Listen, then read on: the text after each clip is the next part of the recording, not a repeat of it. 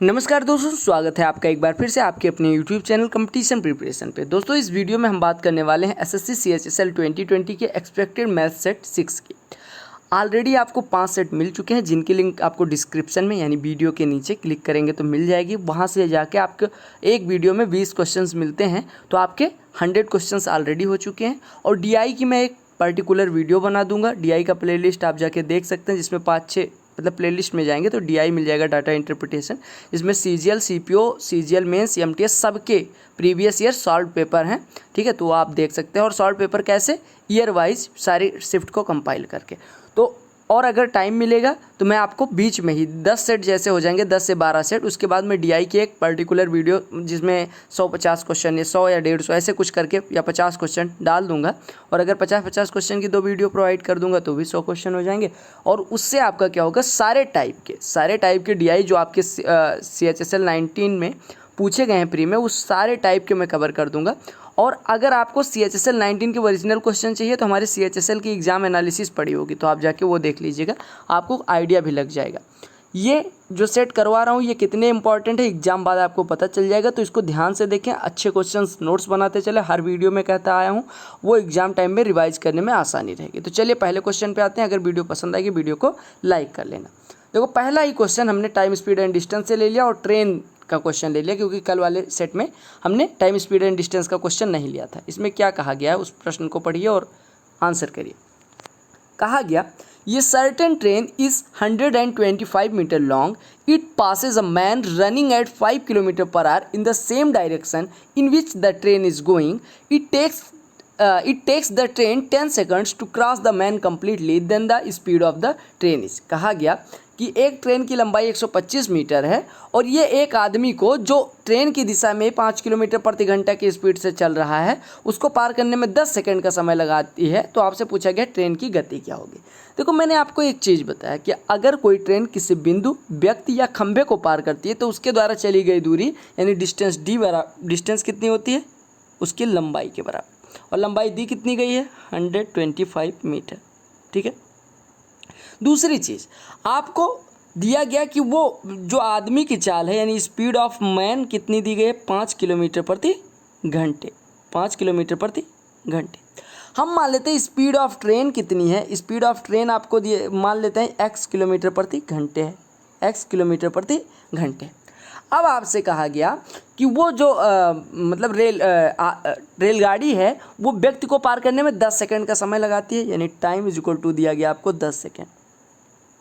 ठीक है, मैंने अभी आपको एक चीज़ बताई कि अगर कोई ट्रेन किसी व्यक्ति को पार करेगी तो उसके द्वारा चली गई दूरी तो उसकी लंबाई के बराबर होती है और समय दिया गया है। अगर आपको दूरी और समय दिया गया हो तो आप चाल निकालेंगे, यानी स्पीड बराबर क्या होती है, दूरी अपान समय, यानी 125/10, यानी आपकी चाल आ गई 125/10, यानी कि हम कह सकते हैं 25/2 मीटर पर सेकंड। अब इसको मीटर पर सेकंड को किलोमीटर प्रति घंटा में बदलने के लिए क्या करेंगे, 18/5 से गुणा कर दीजिए, तो आपका 2 9 18 और 5 5 25, यानी कि स्पीड कितनी आ गई, 45 किलोमीटर प्रति घंटे। ये स्पीड ऑफ ट्रेन आई नहीं।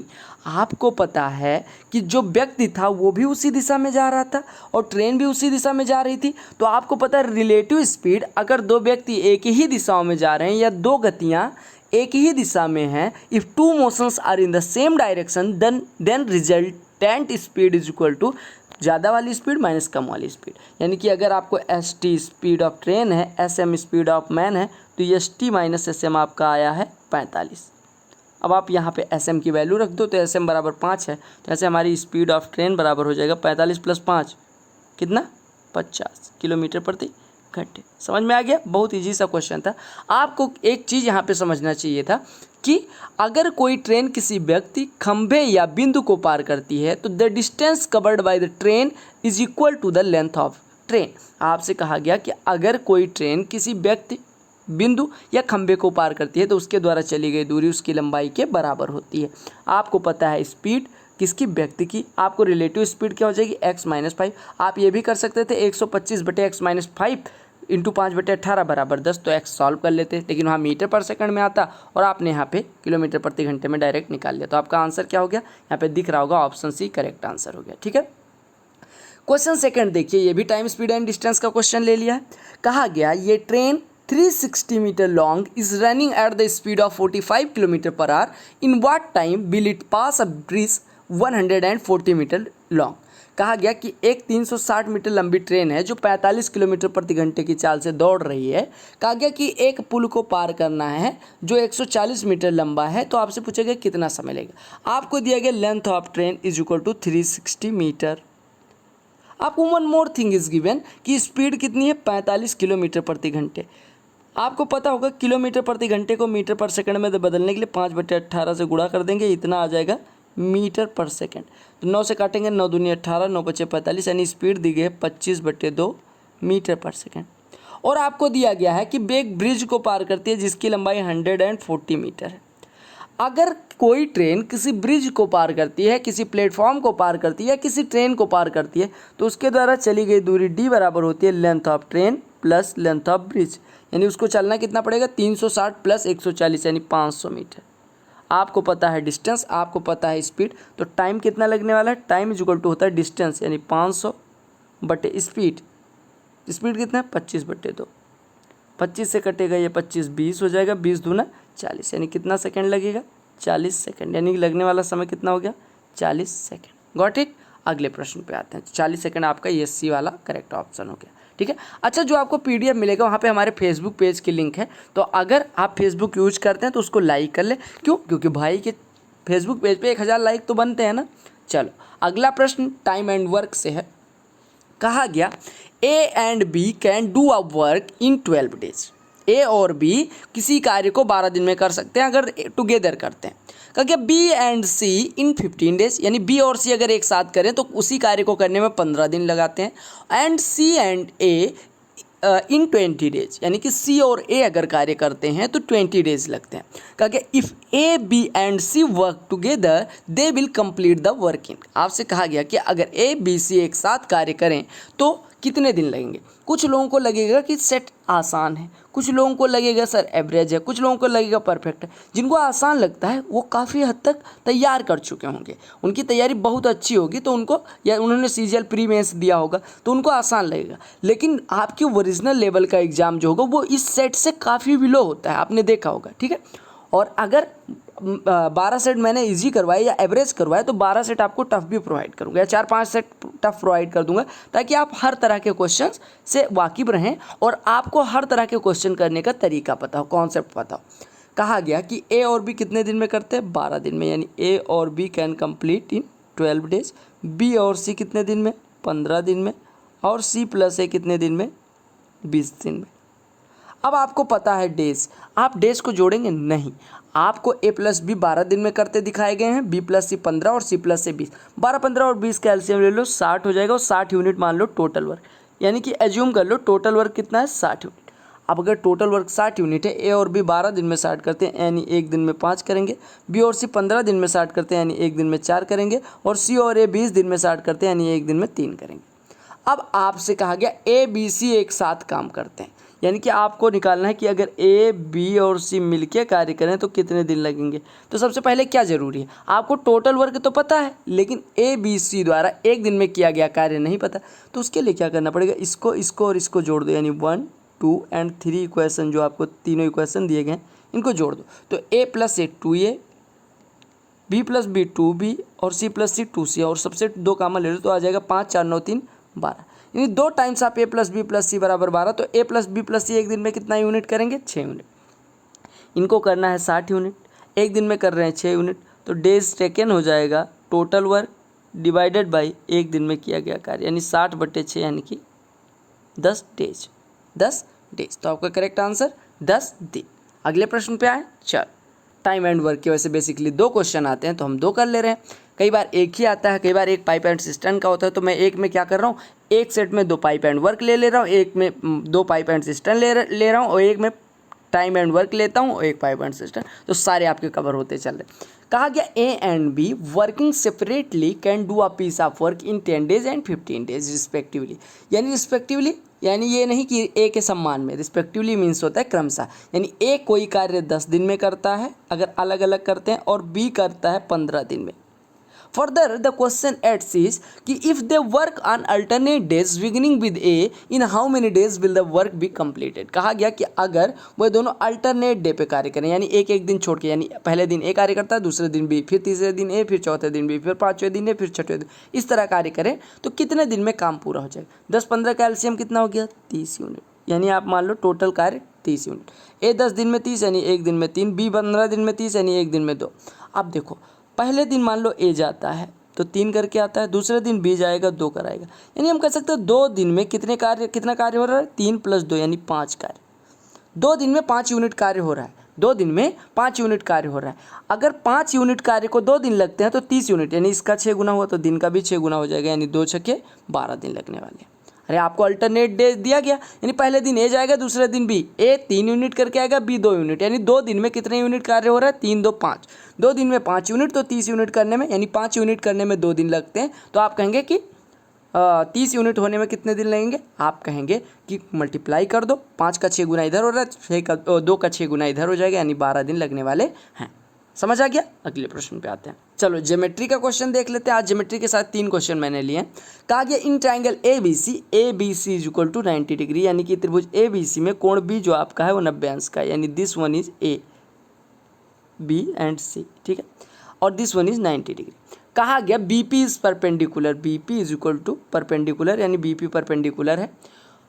कहा गया B A P = 50 degree, B A P यानी कि ये 50 अंश दिया गया। अब अगर ये 50 है तो ये 90 है तो ये कितना हो जाएगा? 40 हो जाएगा। ये 40 पूरा 90 तो ये 50 हो जाएगा, और ये 50 हो गया तो ये कितना हो जाएगा? 40। आपसे पूछा क्या गया? पी बी सी कितना हो गया? 50। यहीं पे रुक जाना था तो आपका 50 हो गया। फिर से समझिएगा, देखो आपको दिया क्या गया? ये 50 हो गया, ये 90 है तो ये कितना हो जाएगा? 40।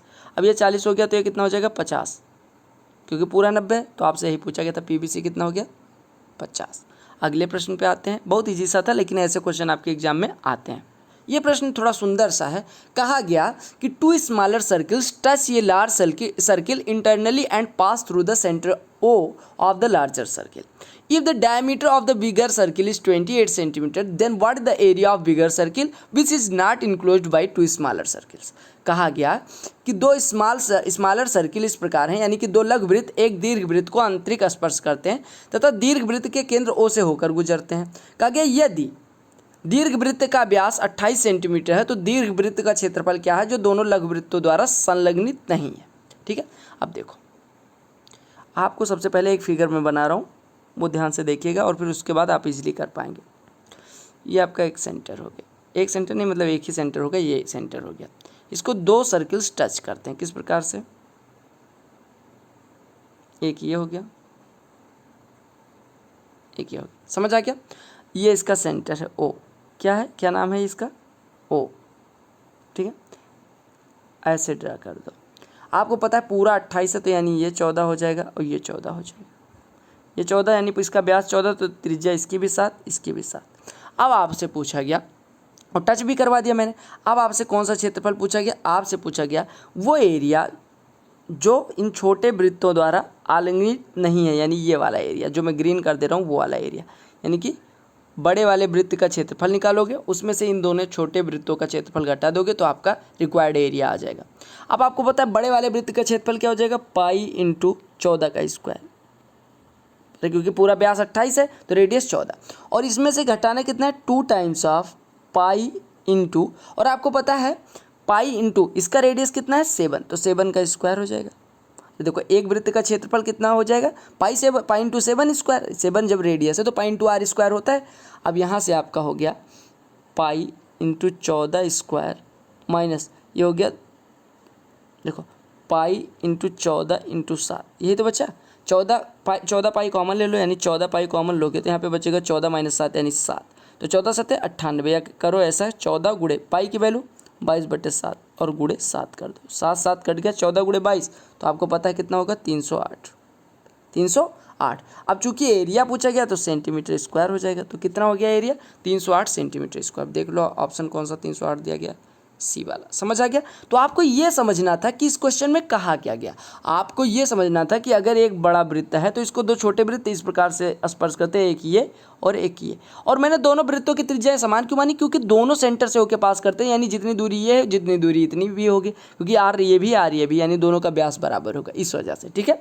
और दोनों वृत्त को इधर भी स्पर्श करते हैं, एक इधर स्पर्श करता है। ठीक है।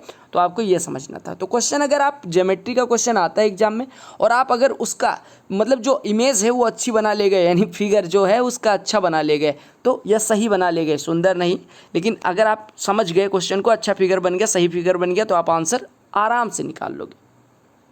अच्छा ये देखो, कहा गया if medians of a triangle have lengths 18 centimeter, 24 centimeter and 30 centimeter, then what the area of the triangle. कहा गया यदि एक त्रिभुज की माध्यिकाओं की लंबाई, ये प्रश्न में बहुत सेट मतलब पहले सेट से ही सोच रहा हूँ कि किस सेट में डालूँ, तो ये आपका इस सेट में पड़ गया कि माध्यिकाओं की लंबाई दी गई है, आपसे एरिया ऑफ ट्राइंगल पूछा गया। देखो अगर मीडियंस की लंबाई M1, M2 और M3 हो, ठीक है, तो बेसिकली फार्मूला क्या होता है कि आपको क्या करना है, एरिया ऑफ ट्राइंगल हो जाता है 4/3 into area of triangle having M1, M2, M3 sides, मतलब लेंथ ऑफ साइड्स, यहाँ पे लिख देना लेंथ ऑफ साइड्स, यानी कि अगर आपको मीडियंस यानी माध्यिकाओं की लंबाई दी गई है और आपसे त्रिभुज का एरिया पूछा गया, तो आप कहेंगे 4/3 गुणे उस त्रिभुज का एरिया जिसकी भुजाएं M1, M2, M3 हो, यानी माध्यिकाओं को भुजाएं मानो और फिर एरिया निकालो, और जो एरिया है उसको 4/3 से गुणा कर दो, तो आपका उस त्रिभुज के लिए एरिया हो जाएगा जो जिसकी माध्यिकाओं की लंबाई ये दी गई है। यानी आपको क्या करना है, आपको एक ऐसे त्रिभुज का क्षेत्रफल निकालना है जिसकी भुजाएं 18, 24 और 30 हो। आपको पता है 18, 24 और 30 इस प्रकार से कुछ ट्रिपलेट बनाएंगे, यानी अगर ये 18 है, 24 है, तो ये 30 हो जाएगा, यानी कि 3 देखो 6 × 18, 6 × 4 = 24, 6 × 5 = 30, 3, 4, 5 आपको ट्रिपलेट पता है और उसमें किसी से गुणा कर देंगे सभी संख्याओं में, तो आपका वो ट्रिपलेट बनेगा, इसी आधार से चेक कर लिया जाता है। अब अगर ये समकोण त्रिभुज हो गया तो इसकी एरिया कितनी हो जाएगी, यानी एरिया बराबर हो जाएगी हमारी कितनी, 1/2 गुणे बेस 18 इंटू परपेंडिकुलर 24, यानी 9 × 24 यानी कि 216। ठीक है। अब 216 तो उस त्रिभुज की एरिया हुई जिसकी भुजाएं इतनी हो, लेकिन आपको निकालना है ऐसे त्रिभुज का क्षेत्रफल जिसकी माध्यिकाएं इतनी हो, तो आपका रिक्वायर्ड एरिया बराबर हो जाएगा 4/3 गुणे 216, 3 से काटोगे 72 और 72 चौको 288, तो आपका आंसर कितना हो गया 288 सेंटीमीटर स्क्वायर। समझ आ गया। तो आपको अगर if the length of medians of a triangle are given then the area of the triangle is equal to 4/3 times of the area of triangle assuming medians as its side, यानी कि आपको क्या करना है कि एरिया कितना हो जाएगा 4/3 गुना ऑफ ऐसे त्रिभुज का क्षेत्रफल जिसकी भुजाएं इसकी माध्यिका के बराबर है। समझ आ गया। अगले प्रश्न पे आते हैं। मेंसुरेशन का क्वेश्चन देखो, कहा गया there is a rectangular tank of length 180 meter and width 120 meter in a circular field. If the area of the land portion of the field is 40,000 meter square, what is the radius of the field? कहा गया एक circular field है, ठीक है, और कहा गया आपसे कि जिसकी लंबाई और चौड़ाई दी गई है 180 और 120, और कहा गया if the area of land portion of the field is इतना, तो what is the radius of the field. आपसे कहा गया कि एक गोलाकार क्षेत्र में इतनी लंबाई और इतनी चौड़ाई का एक फील्ड है। कहा गया यदि क्षेत्र के भूमि भाग का क्षेत्रफल इतना हो तो क्षेत्र की त्रिज्या कितनी है। ध्यान से देखिएगा, ये आपका कुछ क्षेत्र है, गोलाकार क्षेत्र है जिसके अंदर एक रेक्टेंगुलर क्या है, टैंक है, यानी इस प्रकार से टैंक है। हमें नहीं पता, ये मान लो इस तरह से टैंक दिया गया है, ठीक है, जिसकी लंबाई दी गई 180 और चौड़ाई दी गई 120। अब आपसे कहा गया कि ये वाला एरिया आपको और दिया गया, यानी ये वाला एरिया जो ग्रीन किए दे रहा हूँ, ये वाला एरिया दिया गया, यानी ग्रीन एरिया आपको दिया गया कितना है 40,000, लिख लो। और आपको पता है कि पूरे वृत्त का एरिया निकालने के लिए ग्रीन वाला एरिया और प्लस ये वाला एरिया जोड़ना पड़ेगा। ये वाला एरिया कितना हो जाएगा, यानी एरिया ऑफ रेक्टेंगल कितना हो जाएगा 180 इंटू 120, यानी डुअल 0, 12 × 96, 216 इतना। अब आपको पता है ग्रीन एरिया और एरिया ऑफ रेड रीजन, तो आपका टोटल एरिया कितना हो जाएगा जो वर्गाकार भाग है उसका, आप कहेंगे 40,000 प्लस 21,600 यानी 61,600। अब आपका इस वृत्त के लिए क्षेत्रफल आ गया 61,600 मीटर स्क्वायर। तो आपका एरिया कितना हो जाएगा और रेडियस कितना हो जाएगा, अगर रेडियस आर हो तो एरिया कितना होता है पाई इंटू आर स्क्वायर। ये बराबर दिया गया 61600। पाई की वैल्यू 22/7 इंटू आर स्क्वायर बराबर 61600। 22 से काटोगे 22 दूना 44, 22 अट्ठे 176, 2800 और आर स्क्वायर बराबर हो जाएगा 7 गुणे 2800। 2800 को ऐसे लिख लो 7 गुणे 400। अब अगर आर स्क्वायर बराबर 7 गुणे 7 गुणे 400 है तो यहाँ से हमारा आर बराबर कितना हो जाएगा 7 गुणे 20। 7 गुणे 7 का वर्गमूल 7 और 400 का 20, तो 7 20 140, यानी रेडियस कितनी आ गई 140 मीटर। आपसे कहा गया था, फिर से समझिएगा, कि एक सर्कुलर फील्ड है मान लो, उसके अंदर एक रेक्टेंगुलर टैंक का आकार, मतलब मान लो एक मैदान छोटा सा बनाया गया जिसकी लंबाई 180 मीटर और चौड़ाई 120 मीटर। वो मैदान मान लो उस पर ग्रीन कारपेट बिछा दिया गया। उसके बाद कहा गया कि जो आपका लैंड है यानी कि उसको ग्रीन कारपेट को छोड़ के वो दिया गया 40,000। अब अगर आपसे पूछा जाए कि पूरे वृत्ताकार जो मैदान है उसका क्षेत्रफल निकालना है, तो आप कहेंगे पहले तो जो छोड़ के, मतलब पहले उसका ग्रीन कारपेट का एरिया निकालोगे और उसको जोड़ दोगे किसमें, जो रिमेनिंग लैंड का एरिया, तो वो पूरा आ जाएगा एरिया ऑफ सर्कुलर रीजन। ठीक है, वही करके पाई आर स्क्वायर के बराबर कर दो तो रेडियस आ जाएगी। ये प्रश्न देखो, मेंसुरेशन का बड़ा सुंदर सा प्रश्न है। मेंसुरेशन, ज्योमेट्री, ट्रिगो, अलजेब्रा, ये सब तो मैं इतना अच्छा क्लियर कर दूंगा कि आपको कोई डाउट ही नहीं रहेगा। कहा गया the curved surface of a cylindrical pillar is 264 meter square and its volume is 924 meter cube. The ratio of its diameter to its side is. कहा गया एक बेलनाकार स्तंभ की घुमावदार यानी कि कर्व्ड सरफेस एरिया, अगर रेडियस स्मॉल आर हो, ऊंचाई h हो, तो 2 पाई आर एच आपको दिया गया कितना है 264। और आपको दिया गया कि इसका वॉल्यूम क्या होता है पाई आर स्क्वायर एच, ये बराबर आपको दिया गया 924। तो आपसे पूछा क्या गया, आपसे कहा गया कि इसकी ऊंचाई का इसके व्यास से अनुपात क्या है, यानी कि the ratio of its diameter यानी डी अनुपात एच निकालना है। डी बराबर 2r अनुपात एच निकालना है। ठीक है, ये आपको रिक्वायर्ड है। अब देखो यहाँ पे इसको डिवाइड कर दो दोनों को, तो आपका कितना आ जाएगा, पाई से पाई कट जाएगा, एच से एच कट जाएगा, आर स्क्वायर से इसकी पावर, मतलब आर से इसकी पावर कट जाएगी, यानी r/2 बराबर आ गया 4 से काट दो, 4 से काटोगे तो कितना हो जाएगा 4 दूनी 8, 4 तिया 12, 231। 4 से काटोगे 4 छक्के 24 और 4 छक्के 24, यानी कि आपका हो गया 231/66। 2 से काटोगे 33 और 33 7, यानी रेडियस कितनी आ गई 7। अब रेडियस 7 आ गए तो 2 पाई आर एच में वैल्यू रख दो, यानी कि यहाँ से हमारा 2 गुणे 22/7 और गुणे आर 7 गुणे एच बराबर 264। तो यहाँ से आपका 7 कट गया, 22 से काटोगे ये 12 हो जाएगा। एच बराबर कितना हो जाएगा, अरे देखो 2 से 2 छक 12, यानी एच बराबर हो गया 6। अब आपसे कहा गया 2r अनुपात एच निकालना है, तो आपको आर और एच की वैल्यू पुट कर देनी है, यानी ये हो गया 2 × r 7 अनुपात 6। तो 2 × 9 2, 2 × 3 6, यानी 7 अनुपात 3 आपका रिक्वायर्ड अनुपात आ गया। समझ आ गया। तो आपको डिवाइड करके बेसिकली आर की वैल्यू निकालनी थी, फिर आर की वैल्यू पुट कर देते, किसी एक में एच की वैल्यू आ जाती और 2r और एच का अनुपात निकालना था। ठीक है, अगले प्रश्न पे आते हैं। अलजेब्रा का प्रश्न देखिए, बहुत आसान सा प्रश्न है, देखिए कैसे करेंगे। क्योंकि when x + 1/x = 5 what is the value of x - 1/x। देखो अगर x + 1/x बराबर आपको दे दिया गया कितना 5, स्क्वायर कर दो, यानी हम यहाँ से कह सकते हैं x² + 1 ये x है, x² और +2 = 25। शॉर्टकट भी जानेंगे लेकिन पहले ऐसे जानो, 2 को इधर भेज दोगे तो कितना बचेगा 25 - 2 यानी कि 23। अब दोनों पक्षों से 2 घटा दो, यानी x² + 1/x² बराबर 23 - 2 21। यहाँ पे -2 आया क्योंकि इधर से 2 घटा है तो इधर से भी 2। और x² + 1/x² - 2 किसका स्क्वायर है x - 1/x का, यानी x - 1/x का होल स्क्वायर बराबर 21। यहाँ से हमारा x - 1/x बराबर आ जाएगा ±√21 +-√21। यहाँ पे प्लस माइनस लगा लीजिए तो आपका करेक्ट आंसर क्या हो जाएगा +-√21। या आप ऐसे करें कि अगर x + 1/x बराबर k हो तो आपका x - 1/x कितना होता है, आप कहेंगे अंडर रूट में k² - 4 होता है, प्लस माइनस लगा लीजिएगा, यानी कि यहाँ पे k बराबर 5 रखा गया था तो x - 1/x की वैल्यू क्या कितनी हो जाएगी +- अंडर रूट 5 का स्क्वायर 25 - 4 21। आंसर आ गया, तो आपका करेक्ट आंसर क्या हो जाएगा डी। अगले प्रश्न पे आते हैं। अच्छा, रेशियो एंड प्रोपोर्शन से मुझे बेहद प्यार है क्योंकि ये बड़े आसान क्वेश्चन होते हैं, बस 2 नंबर दिलवाने के लिए आते हैं। कहा गया A and B have money in the ratio of 2:1, यानी ए और बी के पास पैसों का अनुपात 2:1 है, यानी ए के पास अगर 2 पैसे हैं तो बी के पास 1 पैसे हैं। कहा गया 1 मिनट 2 और 1, कहा गया कि यदि ए बी को 2 रुपये दे देता है तो धन 1:1 के अनुपात में हो जाता है। ध्यान से देखिएगा, इसके पास मान लो 2 रुपये थे, इसके पास 1 रुपये थे, या हम माने 2x रुपये थे और इसके पास x रुपये थे, तभी 2:1 के अनुपात में होगा। अब क्या करता है, ए दे देता है 2 रुपये, यानी ए देगा 2 रुपये तो 2 रुपये इसके कम हो जाएंगे, और बी के पास अभी कितने हो जाएंगे, x+2। और अगर धन 1:1 के अनुपात में हो जाता है, यानी ये दोनों बराबर है।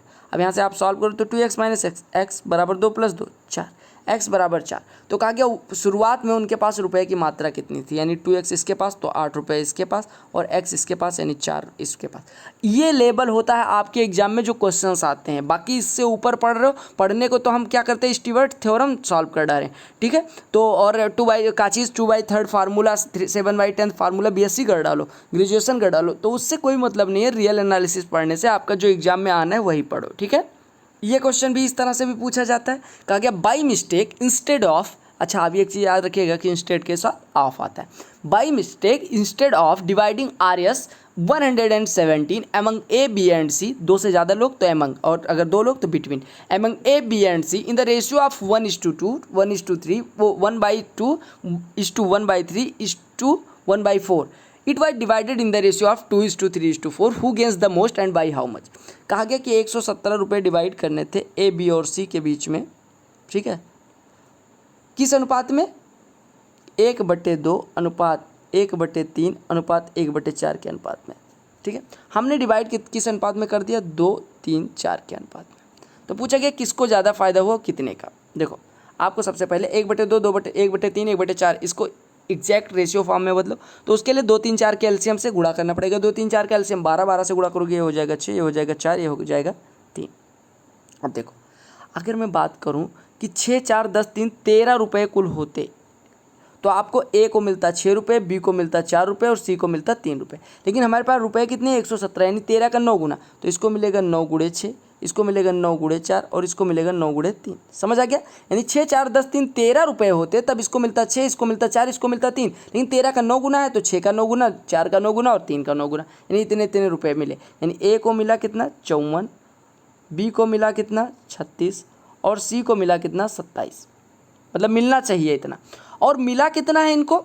आप कहेंगे अगर 2, 3, 5, 4, 9 रुपये होते तो आपको ए को मिलता 2, बी को मिलता 3, सी को मिलता 4, लेकिन 9 ना होके 117, यानी कितना गुना, 13 गुना। तो ए को कितना मिलता है, 26, तो बी का 3 मतलब 3 का 13 गुना 39 और सी का 13 गुना यानी 52। यानी आपसे कहा गया कि मिलना चाहिए था 54, 36 और 27, लेकिन मिला कितना, 26, 39 और 52। तो सबसे ज़्यादा फायदा किसका हुआ। आप कहेंगे कि अगर मिलना चाहिए था इसको, कितना मिलना चाहिए था, आप कहेंगे कि मिलना चाहिए था सी को 27, लेकिन सी को मिला 52, यानी सी का कितने का फ़ायदा हुआ, +25 रुपये का। बी को मिलना चाहिए था 36, मिला 39, यानी कि 3 रुपये का इसका फ़ायदा हुआ। लेकिन ए को मिलना चाहिए था 54 रुपये, ए को मिला 26, यानी 28 का घाटा हुआ। तो आपसे पूछा कि सबसे ज़्यादा फायदा किसका हो, तो आप कहेंगे सी का। कितने रुपए का, 25 रुपये का। तो आपका करेक्ट आंसर कितना हो गया, डी। आपको ऐसे क्वेश्चंस में ये समझना है कि कितना मिलना चाहिए था और कितना मिला। ये आप लोग गलत कर देते हो कई बार। इंस्टेड ऑफ मतलब क्या होता है, के बजाय।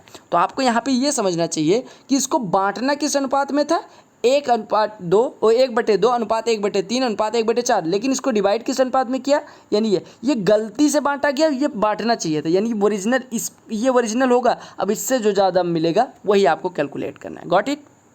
कहा गया कि in how many years will RS 2000 amounts to RS 2420 at 10% per annum compound interest. कहा गया कितने वर्षों में 2000 रुपये 2420 रुपये हो जाएंगे 10% की ब्याज दर पे। अब देखो अगर साधारण ब्याज होता तो 2000 पे पहले साल 10% मिलता, दूसरे साल भी 10% मिलता, यानी कि पहले साल आपका कितना रुपया मिलता, 200 रुपये, और दूसरे साल भी 200 रुपये मिलता। ठीक है, अब आप ऐसे देखो आपको सीधे सीधे एक चीज़ बताना है। मैं क्या समझाना चाह रहा हूँ, 2000 रुपये थे, अभी आपका 2420 हो गया, यानी कितना रुपया बढ़ गया, 420 रुपये। और आपको पता है कि अगर 10% दर है तो 1 साल का साधारण ब्याज कितना होगा 200। 420 किसके आसपास है सबसे 400 के, यानी साधारण ब्याज 2 वर्ष का जो है उसी के आसपास है।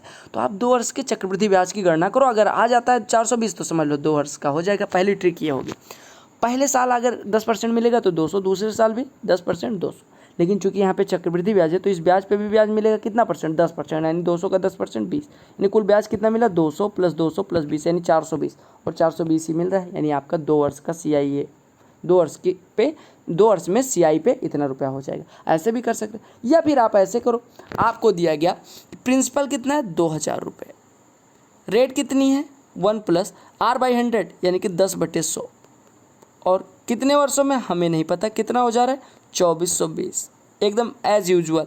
0 0 कट गया, 2 से काटोगे ये 100 हो जाएगा, 2 से काटोगे 121।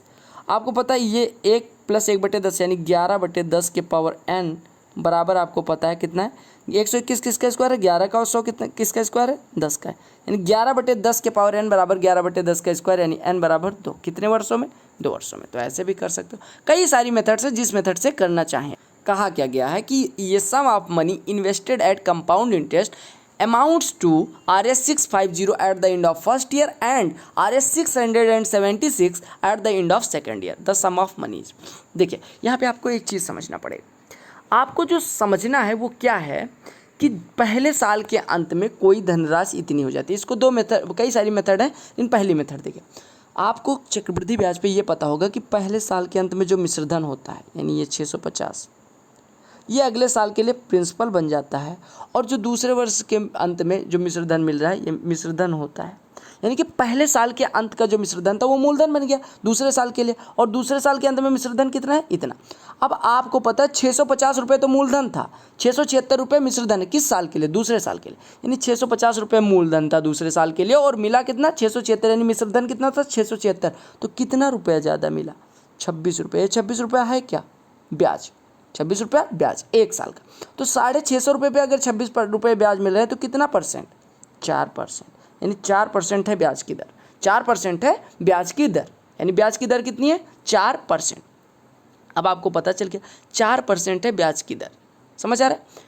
अब आप निकाल लो, यानी प्रिंसिपल अगर हमारा P होता, प्रिंसिपल हमारा P होता तो उसका 100, मान लो इनिशियल में मनी हमारा, यानी इनिशियली रुपया हमारा P था, और उस पर 4% ब्याज मिलता, यानी कि 100 होता तो 104 मिलता, और ये बराबर आपको दिया गया था 650।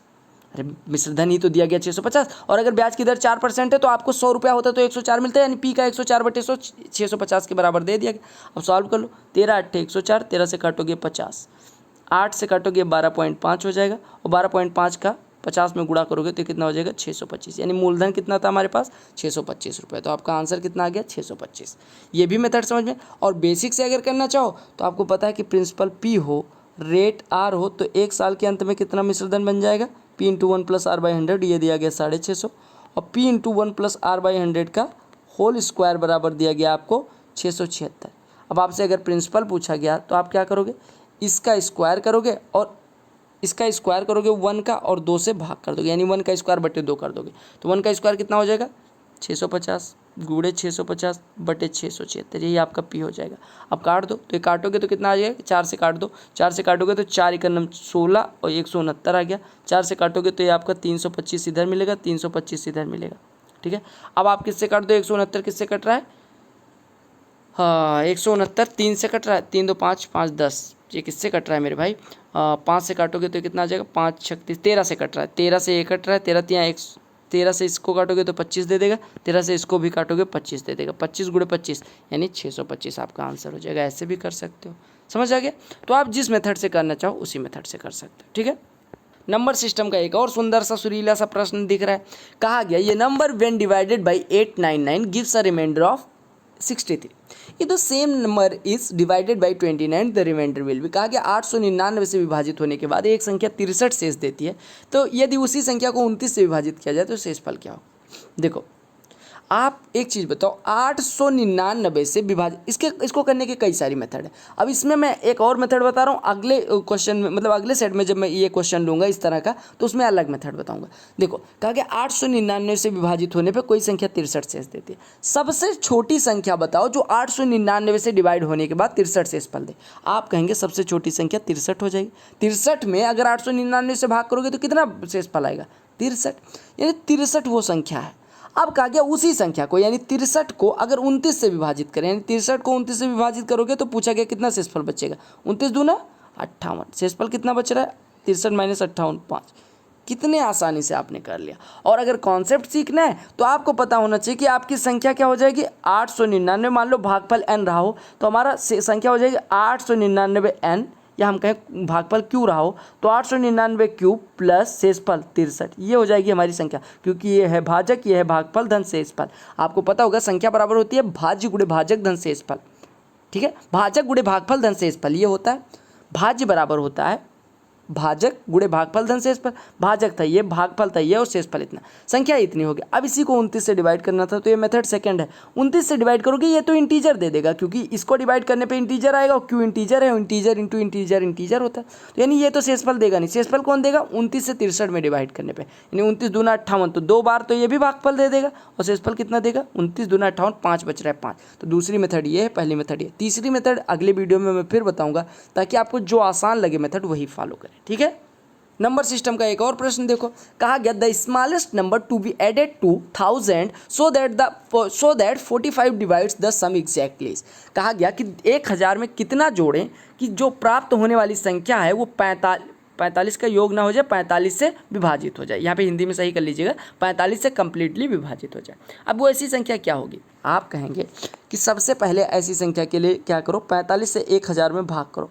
तो 45 से 1000 में भाग करोगे तो आपका आ जाएगा 45 दूना 90, और यहाँ पे बचेगा 10, ये 0 आ जाएगा, यानी 100 45 दूना 90, यानी कि आपका हो जाएगा 10 फिर शेषफल बच जाएगा, ठीक है।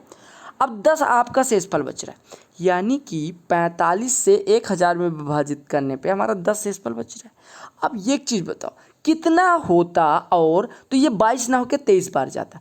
आप कहेंगे 45 10 से कितना छोटा, मतलब 45 से 10 कितना छोटा है, तो आप क्या करोगे? अगर आपसे ऐसा पूछा जाए कि इस संख्या में कितना जोड़ा जाए कि इस संख्या से विभाजित हो जाए, तो जिस संख्या से विभाजित होना है उससे, जिस संख्या को विभाजित होना है उसमें भाग करेंगे, जो शेषफल आएगा उसको, जो शेषफल आएगा उसको जिस संख्या से आपने भाग दिया था उसमें से घटा देंगे, वही संख्या हो जाएगी। यानी 45 माइनस 10 यानी कि 35 आपकी वो संख्या हो जाएगी जो 1000 में जोड़े जाने पे आपका 45 से कट जाएगी, यानी आपका आंसर हो गया 35। अच्छा, यहाँ पे एक चीज़ आपको कॉन्सेप्ट जो समझना है, ऐसा क्यों किया जाता है। देखो आपको पता है कि 10 शेषफल आ रहा है, कितना शेषफल आ रहा है? 10, यानी कि अगर आपके पास 35 और होता तो यहाँ पे शेषफल 45 आता, और क्या 45 से विभाजित करने पे 45 शेषफल आ सकता है? नहीं, आपका शेषफल 45 से बड़ा आ ही नहीं सकता।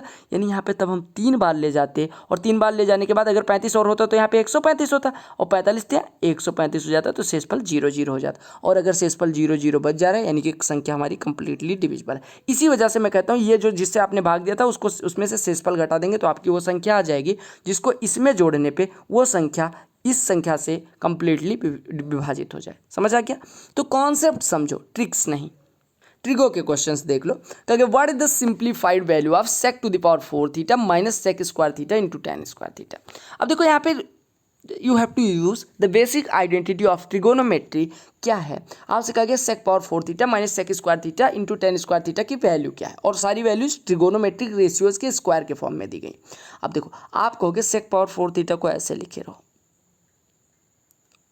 थीटा नीचे लिखा जाएगा, और minus sec square theta into, आपको पता होगा एक आपने पढ़ा होगा sec square theta minus tan square theta is equal to क्या होता है, क्लियर लिख दे रहा हूँ, sec square theta minus tan square theta is equal to 1। तो यहाँ से हम लिख सकते हैं sec square theta is equal to 1 plus tan square theta, और यही यहाँ पे पुट कर दीजिए, यानी 1 प्लस tan स्क्वायर थीटा यहाँ पे आ जाएगा। सॉरी हमें यहाँ पे tan स्क्वायर थीटा की वैल्यू पुट करनी, यानी tan स्क्वायर थीटा की वैल्यू हो जाएगी sec square theta minus 1। tan square theta बराबर हो जाएगा सेक स्क्वायर थीटा माइनस 1, यानी यहाँ पे पुट कर दोगे सेक स्क्वायर थीटा माइनस 1। अब मल्टीप्लाई करके सॉल्व कर लो, तो ये हो गया sec power 4 theta minus sec square theta into sec square theta, यानी सेक पावर 4 थीटा, और minus sec square theta into 1 यानी कि प्लस सेक स्क्वायर थीटा। ये कट गया, आपका आंसर क्या गया sec square theta. Value putting से भी हो सकता था, पुट करके देख लीजिए, थीटा बराबर 45 पुट कर लीजिए। अब देखिए थीटा बराबर 45 अगर आप पुट करेंगे तो सेक थीटा और कॉसेक थीटा दोनों की वैल्यू बराबर हो जाएगी। तो ये दो ऑप्शन तो खत्म हो जाएंगे ये दोनों, लेकिन ये वाले दोनों ऑप्शन सही होंगे। तो थीटा की कुछ ऐसी वैल्यू रखो ताकि आप सॉल्व कर पाओ। तो थीटा बराबर 30 अंश रख लो। तो थीटा बराबर 30 रखोगे तो सेक 30 की वैल्यू 2/√3 और 2/√3 का पावर 4 यानी कि 16/9 और माइनस सेक स्क्वायर थीटा यानी 4/3 इंटू tan स्क्वायर थीटा यानी 1/3। तो ये आपका हो गया 16/9 माइनस 4/9 यानी आपका हो गया 12/9 यानी 3 से काट दोगे 4/3 और 4/3 को क्या लिख सकते हैं हम 2/√3 का स्क्वायर। 2/√3 किसकी वैल्यू होती है, 2/√3 किसकी वैल्यू होती है, अगर थीटा 30 हो तो सेक 30 की वैल्यू होती है, यानी सेक थीटा का स्क्वायर आपका ही हो जाएगा, सेक स्क्वायर थीटा आपका आंसर हो जाएगा। ठीक है, अगले प्रश्न पे चलते हैं। ये प्रश्न देखो, अब देखो आपको अगर कॉन्सेप्ट पता है, अब यहाँ पे देखो चारों ऑप्शन क्या आ रहे हैं डिजिट में और कोई ऑप्शन प्लस माइनस ऐसे डिफरेंस है, कोई ऑप्शन सेम नहीं हो रहा है, तो आप वैल्यू पुट करके कर सकते हो। आपसे कहा गया what is the simplified value of sine A minus cos A के, sec A minus cos A, tan A plus cot A. देखो वैसे तो आपका कट जाना है, सभी एक हो जाना है, वो भी करेंगे, उसी से करेंगे, फिर बेसिक से मतलब वैल्यू पुटिंग से करेंगे। अगर वैल्यू पुटिंग से करना है तो ए बराबर आप क्या रख लो, आप ए बराबर क्या रख लो, रख लो 45, ए बराबर 45 रख लो। साइन 45 की वैल्यू 1/√2 माइनस √2 यानी 1/√2 माइनस √2। सिमिलरली यहाँ पे 1/√2, यहाँ पे कितना आएगा √2 माइनस 1/√2 और यहाँ पे क्या आएगा tan A plus cot A यानी कि 2। अब सॉल्व करोगे तो ये हो जाएगा 1 माइनस 2/√2 यानी माइनस 1/√2 और इंटू 2 माइनस 1/√2 यानी 1/√2 इंटू 2, तो √2 कट जाएगा यानी -1 इंटू 1 -1 आपका आंसर आ जाएगा। लेकिन अगर वैल्यू पुटिंग से नहीं करना है तो कैसे करोगे, बेसिक से कैसे करोगे वो भी सीखते हैं। देखो यहाँ पे सारे जो व्युत्क्रम हैं यानी रेसिप्रोकल्स हैं, लाइक साइन ए का कॉस ए के, सेक ए कॉस ए का सेक ए एंड tan ए का कॉट ए, सारी वैल्यूज पुट कर दो। तो यहाँ पे साइन ए -1/sin ए हो जाएगा यानी साइन स्क्वायर ए -1/sin ए और सेक ए को 1/cos ए लिखोगे तो 1 - cos square A upon cos A हर बराबर करने पे आ जाएगा। और tan A plus cot A को सॉल्व करोगे तो ये कितना हो जाएगा, अरे tan ए को sign A upon cos A plus cos A upon sign ए यानी sine square A plus cos square A upon sign A cos A, इसकी वैल्यू 1 खत्म हो गया। आपको पता है 1 माइनस साइन स्क्वायर ए कॉस स्क्वायर ए होता है, तो साइन स्क्वायर ए -1 माइनस कॉस स्क्वायर ए हो जाएगा into 1 minus cos square A sine square A upon sign A into sine A sine square A, cos A into cos A cos square A, cut गया, आपका answer कितना आ गया -1। समझ आ गया, तो basic से भी करना सीखिए और वैल्यू पुटिंग से। एक अलजेब्रा का क्वेश्चन और देखो, अलजेब्रा के साथ 3 क्वेश्चन लिए हैं, तो एक कर चुके हैं, दूसरा ही होगा। कहा गया x power 4 plus 1/x power 4 is equal to 62, तो आपसे पूछा गया x power 6 plus 1/x power 6। देखिए अगर x power 4 plus 1/x power 4 is equal to k है तो x square plus 1/x square कितना होता है, अंडर रूट में k प्लस 2, 62 2 64 यानी कि इसकी वैल्यू पॉजिटिव ले लो, 8 हो गया, यानी x square plus 1/x square बराबर 8 आ गया। अब अगर x square plus 1/x square बराबर m हो तो x पावर 6 यानी इसका क्यूब प्लस 1/x पावर 6 यानी इसका क्यूब बराबर होता है m³ माइनस 3m। 8 का क्यूब 512 में से 24 घटेगा तो कितना आ जाएगा 488। 512 में से 24 घटेगा तो कितना आ जाएगा 488, तो आपका आंसर हो गया 488। समझ आ गया, बेसिक से भी कर सकते हैं, बेसिक से ना ही करो। ठीक है, अगले प्रश्न पे आते हैं। अच्छा वो बेसिक ही था। कहा गया if x plus y is equal to 4 then what is the value of 2/x minus 2 plus 2/y minus 2। देखो ऐसे क्वेश्चन करने के लिए बहुत आसानी से आप कर सकते हो। देखो कैसे, अगर वैल्यू पुटिंग से करना है कर सकते हो, x बराबर 3 ले लो, y बराबर 1 ले लो, वैसे करके आप खुश हो सकते हो। या आप एक काम करो, x बराबर 4 ले लो, x बराबर 4 ले लो, y बराबर 0, x बराबर 4 y बराबर 0 यानी 2/4 माइनस 2 यानी कि 2 और प्लस 2/0 माइनस 2 यानी कि -2, तो 2/2 और -2/2, तो ये कट के 0 हो जाएगा, यानी आपका आंसर 0 हो जाएगा। लेकिन अगर ऐसे नहीं करना चाहते तो आप क्या काम करो, देखो x plus y -4 is equal to 0 लिख सकते हो। आप -4 को क्या लिख सकते हो, x -2 प्लस y -2, क्योंकि -2 कितना हो जाएगा -4 हो जाएगा। अब आप यहाँ से कह सकते हो x -2 बराबर माइनस टाइम्स ऑफ y -2 कह सकते हो। अब यहाँ पे वैल्यू पुट कर दो, यानी 2/x -2 यानी कि -y -2, तो y -2 नीचे रह गया, माइनस ऊपर आ गया और प्लस 2/y -2 कट गया, आंसर 0। तो आपको कोई क्वेश्चन करने के 1000 मेथड होती हैं, 1000, हो सकता है आपको एक आती हो, मुझे ये एक आती हो, या मुझे 2 आती हो। तो मैं ये नहीं कह रहा कि मैं सुपरमैन हूँ। देखो, किसी को भी जितनी प्रैक्टिस करोगे उतनी ही ज़्यादा मेथड्स आएंगे। किसी भी टीचर की मेथड सीखो, उससे खुद की मेथड जनरेट करो। दूसरे के सहारे से, दूसरे कंधे पे रख के बंदूक चलाने से कभी युद्ध नहीं जीते जाते, याद रखना। और मेहनत करो, सफलता आपके कदम चूमेगी, ये हमेशा याद रखना। कर्म करो, फल की इच्छा मत करो, क्योंकि आप एसएससी की तैयारी कर रहे हो। बेस्ट विशेष। नेक्स्ट पार्ट फिर कल 9 बजे मिलेगा, जो मैं पीडीएफ पहले शेयर कर देता हूँ। मैं मूर्ख नहीं हूँ, मैं इस वजह से शेयर कर देता हूँ ताकि आप लोग प्रैक्टिस किए रहें। अगर आप नहीं करते हैं और उसको मजाक में लेते हैं, फिर बाद में परिणाम भुगतेंगे। आप लोग सॉल्व कर लिया करिए, जितने लोग सीरियस एस्पिरेंट्स हैं सभी। और मैं तो कहूँगा एक बार चाहे थोड़ी सी धमकी समझ लो या कुछ भी, आप लोग सॉल्व कर लिया करो, ठीक है। तो चलिए, until we meet, bye bye, take care, all the best for your all exams.